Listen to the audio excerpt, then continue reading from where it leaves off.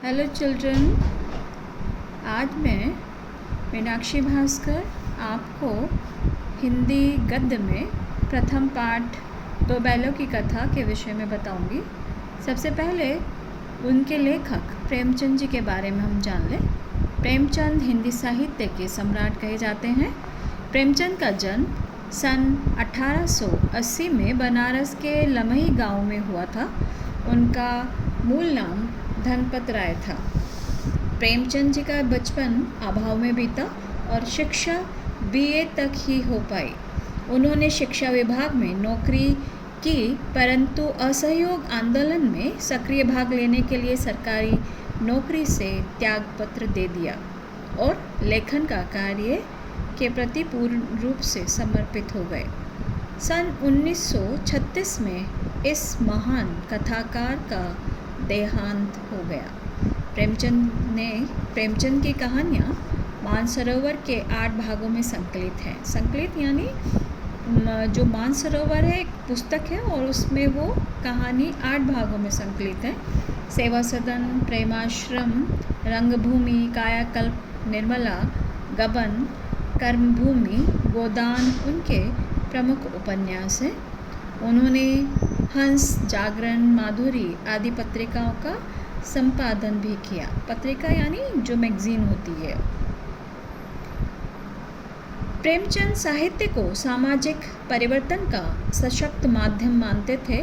उन्होंने जिस गांव और शहर के परिवेश को देखा, यानी परिवेश कहते हैं वातावरण को देखा और उसको जिया, उसकी अभिव्यक्ति उनके कथा साहित्य में मिलती है। यानी कहने का मतलब यह है कि जिस भी परिस्थिति में, जिस भी गांव में या जिस भी वातावरण में रहे, उन्होंने उसका अपनी लेखनी के माध्यम से चित्रण किया।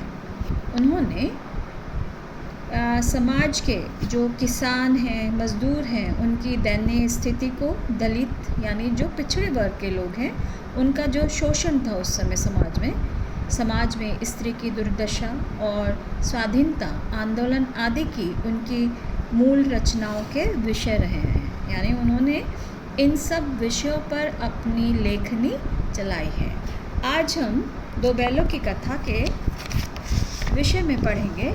जो दो बैलों की कथा है के माध्यम से प्रेमचंद ने कृषक कहते हैं किसान समाज और पशुओं के भावनात्मक संबंध का वर्णन किया है। यानी जब हम पशुओं के साथ अपनापन दिखाते हैं तो वो भी, उनमें भी इमोशनल यानी भाव होते हैं। सुख दुख में वो अपने स्वामी के प्रति समर्पित रहते हैं।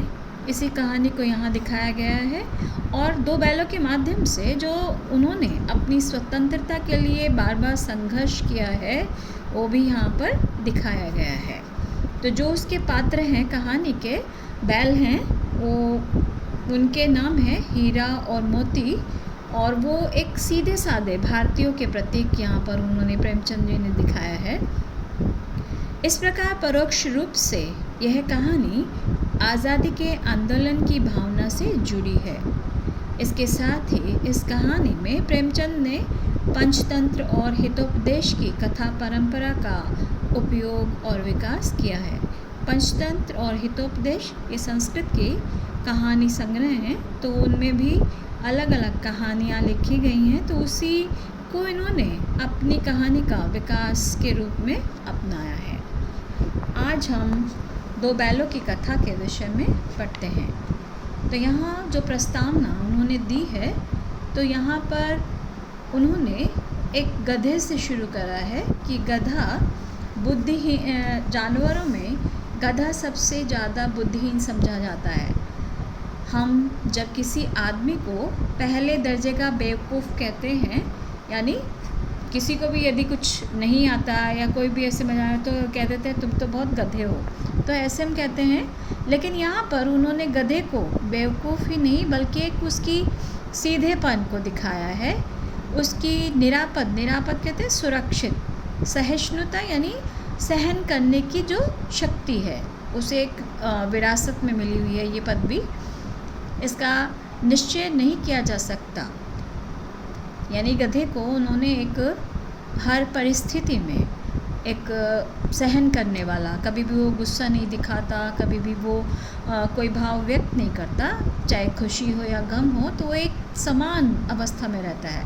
तो प्रेमचंद जी कहते हैं गाय सींग मारती है, ब्याई हुई गाय तो अनायास ही सिंगनी का रूप धारण कर लेती है, यानी अपने बच्चे की सुरक्षा के लिए किसी को भी अपने पास नहीं आने देती, तो एक सिंगनी के समान, एक शेरनी के समान रूप धारण कर लेती है। कुत्ता भी बहुत गरीब जानवर है, लेकिन कभी कभी उससे भी क्रोध आ जाता है, किंतु गधे को कभी क्रोध करते हुए नहीं सुना और ना देखा। जितना चाहो गरीब को मारो, चाहे जैसी खराब सड़ी घास उसके सामने डाल दो, तो उसके चेहरे पर कोई भी असंतोष का भाव नहीं दिखाई देता। वैसाख में, वैसाख यहाँ पर हिंदी महीना है, इसके लिए कहा है वैसाख में चाहे वह एक आध गुलेल ज़रूर भर लेता हो, पर हमने तो उसे कभी खुश होते हुए नहीं देखा। यानी उसकी समान अवस्था के विषय में लेखक कह रहे हैं कि हमने कभी भी उसको दुख व्यक्त करते हुए या प्रसन्नता व्यक्त करते हुए कभी नहीं देखा। वो सुख दुख में, हानि लाभ में, किसी भी दशा में उसमें कोई बदलाव नहीं देखा। यहाँ पर प्रेमचंद जी ने उनकी तुलना किससे की है? ऋषि मुनियों से, के जितने गुण हैं वे सभी उसमें पराकाष्ठा को पहुँच गए हैं। पराकाष्ठा यानी अंतिम सीमा तक पहुँच गए हैं, पर आदमी उसे बेवकूफ़ कहता है। यानी ये हमारी अज्ञानता है, हम उसे क्या कहते हैं? बेवकूफ़ की श्रेणी में हम रखते हैं उसको। सद्गुणों का इतना अनादर कहीं नहीं देखा, क्योंकि सद्गुण इसलिए कहा है उन्होंने कि एक सन्यासियों की तरह जो है वो अपनी हर भावनाओं को, हर भावों को उन्होंने एकाग्र कर रखा है, यानी वो कभी भी अपने दुख को या सुख को व्यक्त नहीं करते, तो इसीलिए यहाँ पर सद्गुणों का अनादर माना है उन्होंने। कदाचित सीधापन संसार के लिए उपयुक्त नहीं है। देखिए ना, भारतवासियों की अफ्रीका में क्या दुर्दशा हो रही है। यानी युद्ध समय जब रंग भेद चल रहा था, तो उस समय भारतीयों को अच्छी दृष्टि से नहीं देखा जाता था अफ्रीका में, और ना ही अमेरिका में उन्हें घुसने की इजाज़त थी। तो ऐसे में ये जो भारतीय हैं उनकी दुर्दशा हो रही थी, उसको भी यहाँ पर लेखक ने दिखाया है। बेचारे शराब नहीं पीते, 4 पैसे कुछ समय के लिए बचा कर रखते हैं। यानी कोई भी ऐसी बुरी आदत नहीं होती भारतीयों में, वो बाहर जाकर अपने पैसों को बचाते हैं कि ताकि वो बुरे वक्त में उसका सदुपयोग कर सकें, और कठिन परिश्रम करते हैं, किसी से लड़ाई झगड़ा नहीं करते, 4 बातें सुनकर गम खा जाते हैं। यानी किसी की कोई उनको डांटे भी या उनको धमकाए भी तो उसको भी वो चुपचाप सुन लेते हैं, और फिर भी बदनाम है। यानी यहाँ पर भारतीयों के गुणों के विषय में लेखक ने कहा जाता है कि वे जीवन के आदर्श को नीचा करते हैं। आदर्श यानी मोरल वैल्यू, यानी जो भारतीयों की गुण हैं उनको यहाँ पर लेखक ने बताया है। अगर वे भी ईंट का जवाब पत्थर से देना सीख जाते तो शायद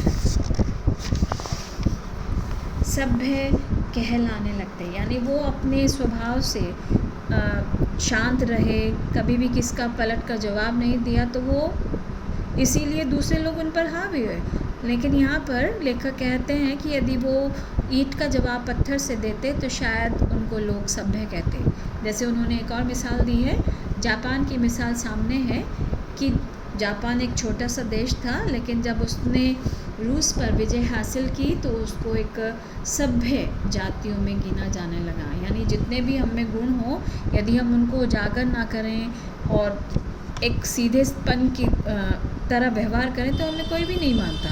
तो यहाँ पर कहने का तात्पर्य है कि हमें अवसर पड़ने पर अपने व्यवहार को बदल लेना चाहिए। लेकिन गधे का एक छोटा भाई और भी है, जिसे कम गधा उससे कम ही गधा है। तो यहाँ पर ये किसके लिए प्रयुक्त हुआ है? और वह है बैल। तो यहाँ ने गधे के छोटे भाई बैल को कहा है, लेकिन वो बैल की तरह, वो गधे की तरह सहनशील नहीं है। अवसर पड़ने पर वो अपने भाव को व्यक्त कर देता है। दूसरे संदर्भ में लेखक कह रहे हैं, जिस अर्थ में हम गधे का प्रयोग करते हैं कुछ उसी से मिलते जुलते अर्थ में बछिया का ताऊ यानी बैल का भी प्रयोग करते हैं। कुछ लोग बैल को शायद बेवकूफ़ों में सर्वश्रेष्ठ कहेंगे, मगर हमारा विचार ऐसा नहीं है। बैल कभी कभी मारता भी है, कभी कभी अड़ियल बैल भी देखने में आता है, और कभी कई रीतियों से अपना असंतोष यानी अपने भाव को प्रकट करता है, इसलिए उसका स्थान गधे से नीचा है। तो अब हम जो मुख्य कहानी है उसके केंद्र बिंदु पर आते हैं। यहाँ पर एक झूरी काछी है और वो एक किसान है, उसके 2 बैल हैं, हीरा और मोती। दोनों पछाई जाति के हैं। पछाई जाति यानी एक पशुओं की, जो पालतू पशु होते हैं उनकी एक नस्ल के विषय में यहाँ पर पछाई शब्द का प्रयोग किया गया है।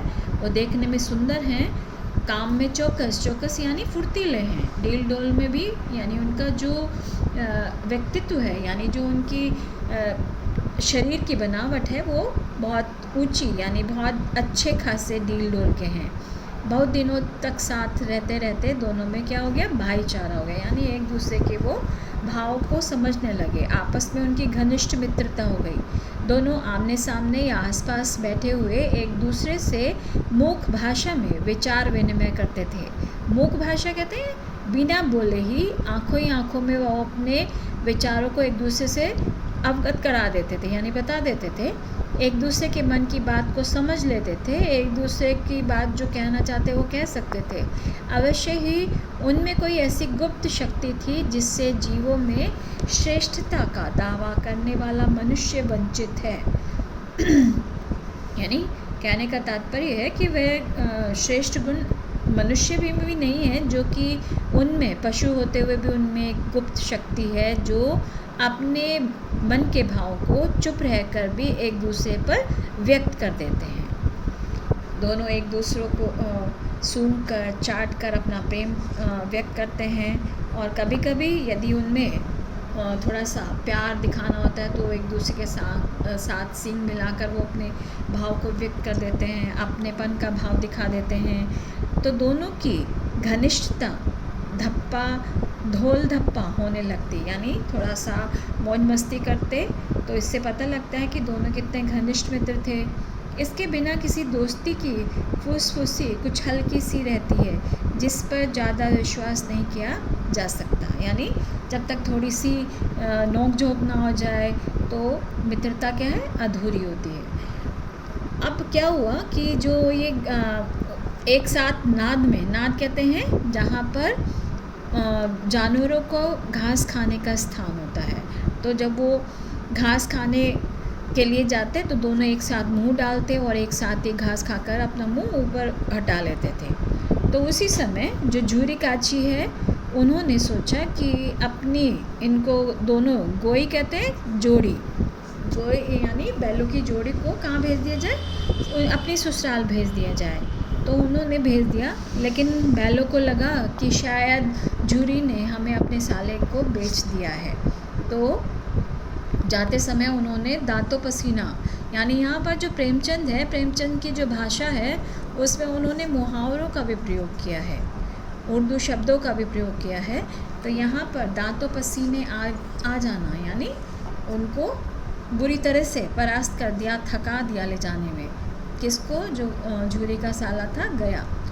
तो जाते जाते दोनों अपनी मुखवाणी में बात कर रहे थे कि हमें यहाँ पर, क्या हम इनकी सेवा नहीं करते थे झूरी की, जो उन्होंने हमें दूसरों के हाथ बेच दिया, और इनकी अब हमें चाकरी करनी पड़ेगी और इनकी सेवा हमें कबूल करनी पड़ेगी। तो इसी तरह से दोनों अपने मन के विचारों को कहते हुए जा रहे थे। तो संध्या समय दोनों बैल नए स्थान पर पहुँचे, दिन भर के भूखे थे, और जब नाद में लगाए गए तो एक दूसरे उन्होंने मुंह नहीं डाला, यानी उन्हें अच्छा नहीं लग रहा था गया के घर जाकर, और उनका दिल भारी हो आया। अपना घर समझ रखा था पर वह आज उसे छूट गया था। यह नया घर, नया गांव, नए आदमी उन्हें बेगाने से लग रहे थे, क्योंकि वहाँ झूरी के पास रहकर उनको एक अपनेपन का एहसास हो गया था, लेकिन गया के यहाँ आकर उनको अच्छा नहीं लगा।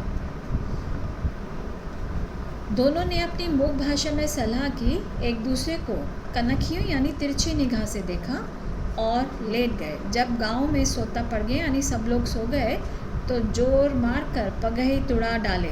पगही कहते हैं रस्सी जिससे उनको खूंटे से बांधा हुआ था, और घर की तरफ चल पड़े। लेकिन जो पगह थे वो रस्सी थी जो बहुत मजबूत थी, अनुमान नहीं हो सका था कि कैसे उसको तोड़ा जाए। दोनों ने दुगनी शक्ति लगाई और एक झटके में ही रस्सियों को तोड़ दिया, और प्रातःकाल में ही झूरी के पास वो आकर खड़े हो गए, जहाँ पर उनको भैंस चरनी कहते हैं, जहाँ पर वो घास खाते थे। और दोनों के गर्दन में आधा आधा गराव लटका हुआ था। गराव कहते हैं जो बैलों के गले में फुंदेदार रस्सी बांधी जाती है। और भागने के कारण उनके पैर कीचड़ में धंसे हुए थे। दोनों में विद्रोह की भावना झलक रही थी और स्नेह भी झलक रहा था। मतलब वो जूरी को दिखाना चाह रहे थे कि तुमने हमें उनके यहाँ क्यों भेज दिया। तो ये एक पशु का जो प्रेम दिखाया है प्रेमचंद जी ने, वो बहुत ही अपूर्व प्रेम दिखाया है। यानी उनमें भी भावनात्मक जो गुण है वो दिखाया है। जब वो वापस आ गए तो बच्चों ने उनका आदर सत्कार किया। कोई अपने घर से उनके लिए भूसा लेकर आया, कोई गुड़ लेकर आया, और बच्चे आपस में वार्तालाप करने लगे कि ऐसे बैल किसी के पास नहीं होंगे, और बैल नहीं है ये तो एक जन्म के आदमी हैं। तो ऐसे वो लोग बात कर रहे थे और दोनों बैलों का गुणगान कर रहे थे। तो इसने में जो जूरी की पत्नी है उसको ये सब अच्छा नहीं लगा और वो आग बबूला हो गई। वो दोनों बैलों को कहने लगी बड़े नमक हराम है कि एक दिन वहाँ काम नहीं किया और भाग खड़े हुए। इस पर जूरी ने कहा कि भाई इनको नमक हराम क्यों कह रही हो। तब स्त्री ने यानी जूरी की पत्नी ने उन बैलों को कुछ भी खाने के लिए नहीं दिया और ना ही उनको चारे में जो खली है भूसा है वो नहीं दिया, और जो नौकर था उनका उसको भी मना कर दिया कि आज इनको कुछ भी नहीं दिया जाएगा।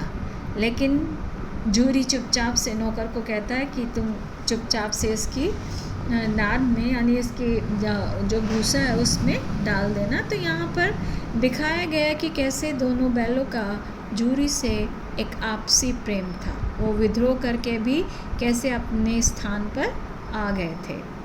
आगे हम उसके इसी कहानी को आगे बढ़ाएंगे। अब आज यहीं पर समाप्त करते हैं। उम्मीद है आपने बैलों के माध्यम से उनके जो भाव हैं और अपनी आज़ादी के लिए जो उन्होंने एक दिखाया है कि कैसे वो अपने मालिक के पास में भागकर आ गए हैं। इसी के साथ विराम लेते हैं।